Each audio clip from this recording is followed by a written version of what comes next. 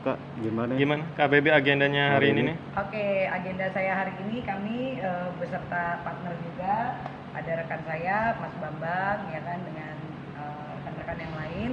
Jadi hari ini kunjungan kita hari ini datang untuk menemui rutan kelas 1 Depok dalam rangka untuk berkoordinasi terkait dengan kasus klien kami MMS, guru santri yang sudah melakukan pencabulan terhadap 10 murid santri.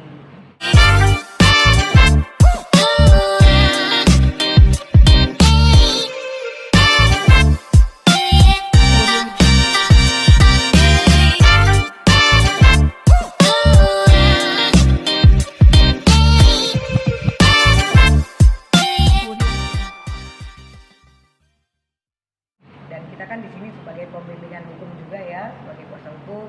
Mudah-mudahan kita juga sehari ini membawa Al-Quran, sajadah untuk klien kami, terus membawa sarung juga untuk beliau sholat.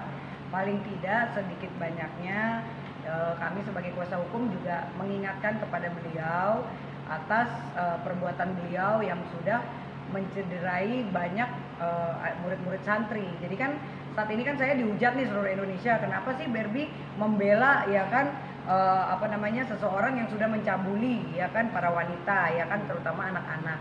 Sebetulnya kalau saya membela itu kan hanya profesi, tapi di luar dari saya membela, saya juga ingin melakukan pembinaan terhadap beliau, karena kan apa sih yang mengakibatkan dia melakukan hal seperti itu gitu kan. Pasti kan banyak faktor yang kita harus lihat juga dan kita harus telusuri juga ya. Untuk itu makanya hari ini saya juga membawa seperangkat alat untuk Al-Quran dan mengaji ya kan, beserta juga sarung untuk mengingatkan beliau bahwa semoga beliau mendekatkan diri juga ke Allah ya kan, apalagi profesi mereka juga kan profesi klien kami adalah seorang guru santri yang seharusnya kan akhlaknya, moralnya jauh lebih baik gitu. Dan mudah-mudahan apa yang kita lakukan hari ini juga dapat bermanfaat untuk beliau gitu. Dan pastinya semoga beliau tidak mengulangi kejadian seperti ini lagi gitu. Kita juga sangat tidak terima ya, karena dan kami juga minta maaf sebagai kuasa hukum dari kami ya kan, dari saya Berbi, dari Mas Bambang dan rekan-rekan yang lain kepada para korban, khususnya keluarga korban, anak-anak yang sudah dicederai ya. Kami juga minta maaf sebesar-besarnya, dan semoga untuk kaum ibu juga mudah-mudahan untuk kedepannya agar lebih menjaga anaknya lagi, sehingga kejahatan itu kan di mana aja dan kapan aja, jadi lebih waspada lagi. Sip, kita masuk ke dalam. Oke. Ya.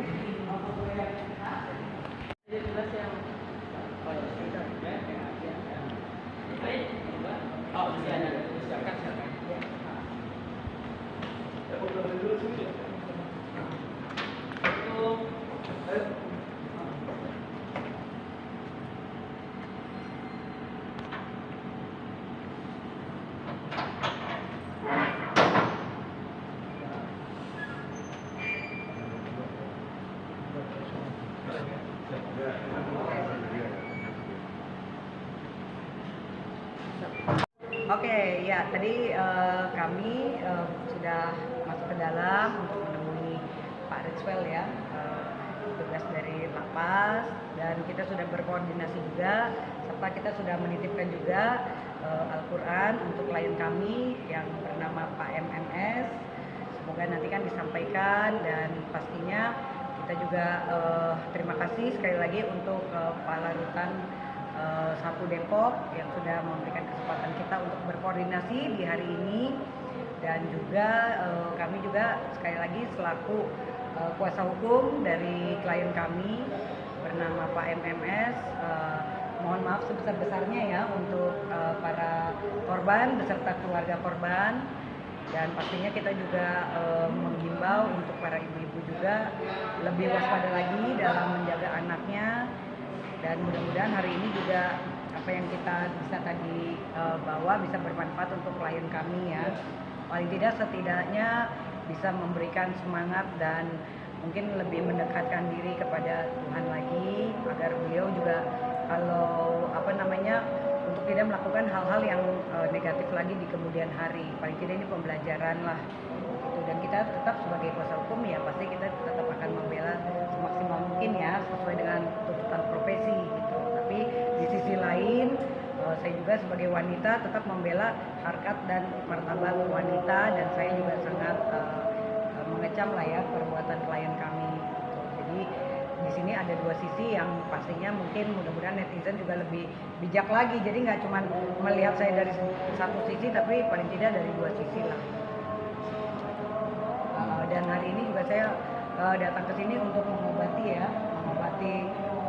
dengan memberikan Al-Quran yang nanti akan dititipkan yang sudah kita titipkan juga kepada pihak lapas. Mudah-mudahan itu sangat bermanfaat gitu untuk klien kami. Itu sejadah dan Al-Quran itu atas permintaan klien atau inisiatif dari KBRB? Kita aja sih sebagai kuasa hukum, inisiatif kita, karena kan kita juga kan anti terhadap pelecehan wanita, perbuatan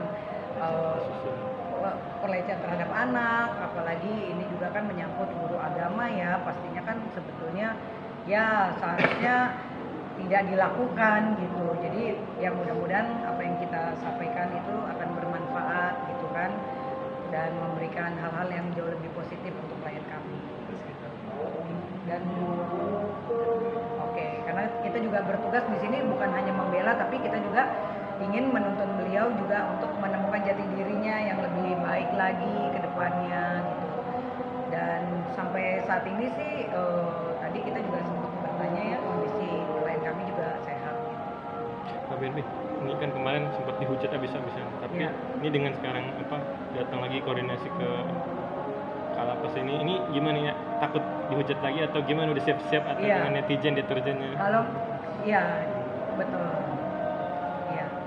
Justru kita di sini membuktikan bahwa ya kalau dihujat kan memang, kalau aku untungnya orang yang udah paling kuat tebal ya yang namanya dihujat. Tapi paling tidak dengan adanya kita di sini selain berkoordinasi juga kan kita juga memberikan hal-hal gimana untuk semangat beliau ya kan, spiritual beliau, dan kita juga menyampaikan pesan moral juga terhadap beliau gitu. Jadi di sini ada dua sisi yang kita sudah buktikan bahwa sebenarnya BRB ini tidak membela hanya karena gua kuasa hukum hanya karena dibayar, enggak juga, tapi tetap ada sisi lain yang kalau nggak aku jadi kuasa hukumnya kita kan nggak tahu ya kan, kita kan juga nggak bisa masuk ke sini ya kan, kita juga cuma bisanya mungkin mencibir orang aja di luarnya ya kan, wah lu pelaku pencabulan ini, tapi justru dengan adanya aku tangani kasus ini sehingga kita tahu, kita bisa kasih Al-Quran, kita bisa banyak koordinasi, kita juga bisa apa yang bisa kita lakukan membela, kita juga bisa kasih spirit, dan aku juga sebagai tetap di sini kan pembela wanita juga ya, terutama anak-anak gitu, tetap juga bisa memberikan pesan-pesan atau mungkin hal-hal yang ini loh seharusnya ibu-ibu juga waspada untuk anaknya gitu. Jadi kalau kita nggak nanganin kasus kita nggak tahu. KBRB sendiri kenapa sih kok bersedia menjadi pengacaranya klien yang sekarang, kan tadi katanya tidak mendukung pelecehan juga gitu? Awalnya gimana? Karena kan gini, profesi kami ini sebagai kuasa hukum, yaitu ketika terdakwa itu dituntut ataupun divonis di atas 5 tahun, ya kan, kita wajib dilindungi undang-undang untuk melakukan pembelaan hukum gitu, mendampingi sebagai kuasa hukum. Jadi karena memang tuntutan vonisnya udah di atas 5 tahun ya, memang ini kewajiban kami lah sebagai kuasa hukum gitu. Jadi sebisa mungkin ya kalau bisa ya jangan ditolak kan begitu, karena kan beliau juga manusia. Makanya di sini ada tuntutan profesi, ada tuntutan juga sebagai kita rasa kemanusiaan gitu. Ada dua sisi yang berbeda. Tapi konsekuensinya sudah tahu kan, karena ini yang viral banget. Ya pasti abis dari sini gue dibully lagi ya kan. Tapi yang nggak, konsekuensi awal pas mau nanganin klien ini kan pasti kan, wah ini kan berita heboh nasional. Iya heboh, sampai saking hebohnya gue matiin semua tuh kolom komentar gue di IG ya kan, sampai capek soalnya dicaci maki lah ini segala macam. Awalnya sih indah ya, sampai Rike Dia Pitaloka juga ngasih gue semangat tuh di IG kan, wah gue bangga sama lo, sukses katanya. Ya tapi abis itu kan karena berita udah nyebar, ternyata BRB malah jadi kuasa hukum malah yang mencabuli gitu kan, tambah lagi habis lah gue di situ. Makanya hari ini kita buktikan bahwa aku perlihatkan lah bahwa di sini BRB ini bukan sebagai kuasa hukum yang hanya membela aja, tapi tetap ada sisi positifnya kemanusiaan yang kita berikan untuk kita paling tidak memotivasi lah ya kan, memberikan hal-hal bimbingan yang lebih positif untuk terhadap klien kami. Semoga kedepannya beliau menyadari atas perbuatan beliau yang memang itu sudah beberapa orang ya paling tidak sudah banyak mencederai atau melecehkan kaum anak-anak gitu. Jangan sampai terulang lagi. Kau punya tanggapan apa sih ketika klien tadi datengin untuk membawa Quran dan sebagainya? Si klien tersebut punya tanggapan dan cerita apa tadi? Tadi kan kita belum bisa ketemu klien kami. Jadi tadi kita cuma menitipkan aja ya ke Pak Rizwel, kepada petugas lapas untuk menitipkan. Jadi mungkin dari pihak lapas yang akan menyampaikan. Tadi kita juga udah berpesan tolong disampaikan pesan-pesan kita untuk klien kami ya kan, semoga tetap sehat, tetap kuat menjalani proses hukum ini ya kan. Dan motivasi dari kita sebagai kuasa hukum adalah untuk semoga Al-Quran ini juga dibaca baik dengan beliau, apalagi beliau juga guru santri yang pasti kan religiusnya lebih tinggi ya kan.